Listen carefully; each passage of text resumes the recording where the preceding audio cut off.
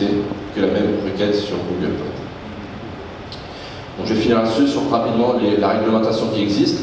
Globalement, il y a une volonté des institutions de réguler de manière positive l'IA. C'est-à-dire qu'on cherche à la réguler, la limiter sur les aspects négatifs, sans pour autant passer à côté des aspects positifs qu'il y a. Sinon, on va se retrouver sur la touche. Donc il y a la loi de bioéthique qui a posé le principe de garantie humaine, qui est très important en IA. C'est quoi la garantie humaine?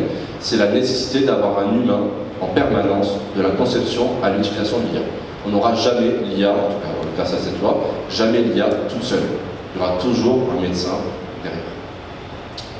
On a eu l'AI Act qui a été, c'était le sommet européen en mai 2024, donc assez récent. C'est la première réglementation à l'échelle européenne qui existe au sujet de l'IA, qui stratifie en fait les IA en fonction de leur catégorie de risque.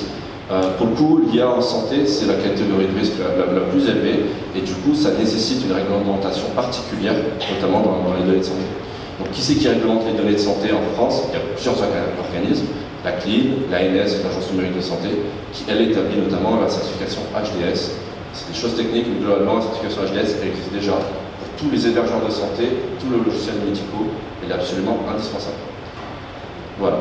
Donc, pour finir, il y a des perspectives qui sont très intéressantes de l'IA en santé, notamment dans l'IA prédictive, mais il y a besoin d'un encadrement clair de la part des institutions, notamment sur la gestion des données de santé.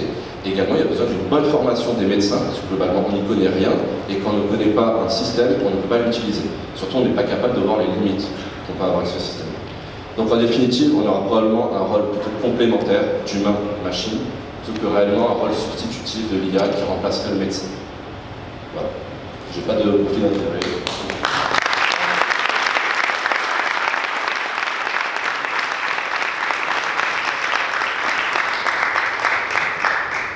Merci beaucoup Michel, c'était parfait. Il y aura certainement des questions, il y aura 2 ou 3 questions. C'est un sujet qui fait peur à certains et qui va nous pousser tous à changer nos pratiques, certainement dans l'avenir. Moi j'ai une question concernant le patient qui est le scanner thoracique et qui nous donne 80% de mortalité à 5 ans. Donc est-ce qu'on a donc seulement le fait qu'on a un scanner où on arrive à tirer des résultats, ou est-ce qu'il y a déjà l'âge du patient, est-ce qu'il y a des facteurs de risque associés ou pas, et est-ce que c'est un scanner thoracique ou un coroscanner? C'est uniquement dans l'étude en tout cas en question, qui date de 2017, c'est uniquement un scanner thoracique. On ne leur a pas donné, on a donné à l'IA aucune information biologique, ni l'âge, ni les pathologies qu'il a. C'est uniquement sur des critères qui s'appellent des biomarqueurs imagériques, des choses que l'IA a identifiées. Comment elle a identifié? C'est via de l'apprentissage non supervisé, ce que je vous parlais tout à l'heure. C'est-à-dire qu'on ne lui a pas expliqué comment faire, et c'est pour ça qu'on ne comprend pas le résultat. C'est qu'elle-même, elle a classifié en cluster des scanners en fonction d'un certain groupe et un certain nombre de critères qu'aujourd'hui on ne maîtrise pas. On ne comprend même pas comment elle a fait. C'est vraiment complexe. Ouais, c'est complexe, ça pose beaucoup de questions, mais...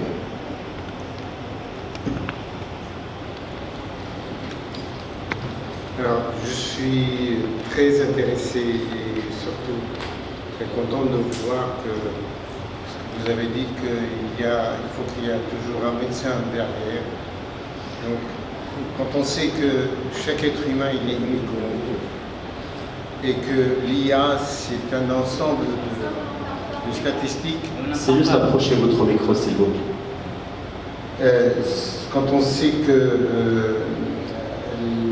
chaque être humain c'est unique au monde et que l'IA c'est un ensemble de statistiques qui va donner un résultat.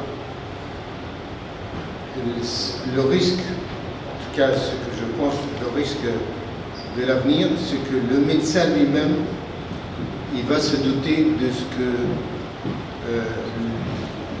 ce que lui, il pense dans le cas particulier d'un patient.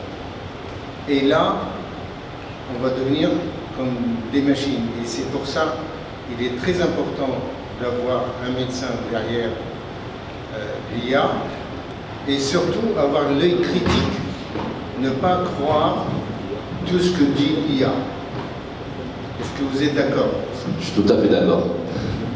Donc oui, vous avez très bien dit, c'est un enchaînement de variables statistiques. En réalité, l'IA, comme je le disais tout à l'heure, elle ne pense pas réellement. Elle n'a l'impression qu'elle pense, mais en fait elle mime une pensée et elle calcule en fait, tout simplement. Merci. Dernière question, Elias, peut-être. Bon, je vais faire court, j'avais plusieurs questions. On peut ajouter qu'en fait, l'IA, on va y passer, c'est obligé. Voilà. C'est introduit dans les cours de la première et deuxième année, maintenant, des médecines, donc c'est intégré. Dans l'usage personnel, on utilise tous l'IA, mais des fois sans le savoir. Voilà. Je voulais savoir aussi dans la pratique de tous les jours, avec les moteurs de recherche, ChatGPT, DeepSeek, Perplexity, tout ça, est-ce que tu as une préférence particulière? Est-ce que tu diriges vers une méthode d'utiliser? Voilà, parce que moi j'ai quelques idées sur ce sujet, mais je voulais... Alors c'est une très bonne question. Je ne suis pas vraiment un spécialiste de l'IA dans la vie de tous les jours, je ne l'utilise pas foncièrement tous les jours. Mais effectivement, il y a peut-être des déclinaisons intéressantes entre DeepSeek, ChatGPT. En réalité, le plus important, c'est de savoir comment lui parler à l'IA. Par exemple, si on prend l'exemple de ChatGPT, si on lui pose une question comme ça d'emblée, que penses-tu de cette maladie hématologique très rare, donne-moi la prise en charge détaillée, etc. Il va donner une prise en charge qui est un peu globale, il ne va pas forcément rentrer dans les détails. Par contre, si au début, avant de poser cette question-là, on lui met une question préalable, une phrase préalable, qu'on appelle un prompt, c'est comporte-toi comme un expert en hématologie dans tel domaine. Et maintenant, je vais te donner une question et tu réfléchis. Et là, la réponse va être différente. Il va donner des choses beaucoup plus pertinentes, il va aller beaucoup plus loin dans sa réponse en fait. Donc globalement, oui, je pense qu'il y a des différences entre les différentes IA, DeepSeek, ChatGPT, Gemini de Google. Elles ont globalement des performances, il y a des benchmarks qui sont faits, des benchmarks, c'est des classements en fait, de performances qui sont faits tous les mois. Et en réalité, à chaque fois, il y en a une qui passe devant l'autre. Elles sont sensiblement pareilles. Mais là où vraiment, en tant qu'utilisateur, on va avoir une différence, c'est comment lui parler. C'est juste ça. Et ça, il faut apprendre à lui parler, comme vous l'avez très bien dit. Je pense que c'est un truc qu'on va pas vraiment avoir le choix, c'est quelque chose qui va arriver un petit peu comme Internet. Et aujourd'hui, les personnes qui n'ont pas voulu prendre le coche d'Internet, on peut le dire, ils sont un petit peu à côté de la plaque. C'est un peu pareil avec l'IA, je pense que c'est un coche à prendre. Il y a beaucoup de choses négatives, mais malheureusement, il faut s'y intéresser parce que ça va faire partie de notre quotidien, que ce soit dans notre monde professionnel et dans le monde personnel. Merci beaucoup. Cité, en fait, moi je trouve que Perplexity qui fait qu'à chaque partie de la réponse, il te donne la référence. Ouais. Et ça c'est intéressant parce que les deux autres ne le font pas. Le ChatGPT et DeepSeek ne le font pas. Donc Perplexity c'est ça en fait. Parce que lui il a été programmé pour donner une référence. Mais par exemple, si on prend ChatGPT, je ne suis pas défendre ChatGPT, mais il suffit juste de lui dire, maintenant pour chaque affirmation que tu me dis, tu me mets une référence. Et là il est capable de faire ainsi une référence. Alors, c'est juste une façon de comment lui parler pour arriver à résoudre. Merci beaucoup.